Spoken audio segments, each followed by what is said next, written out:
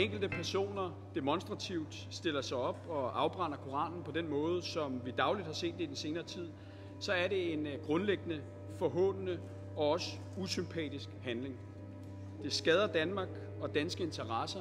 og det risikerer at skade sikkerheden for danskere ude i verden og herhjemme.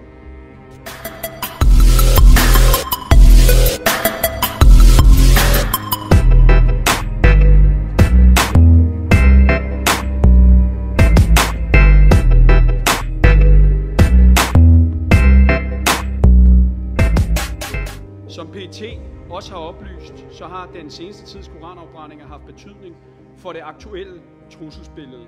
og terrortruslen mod Danmark er skærpet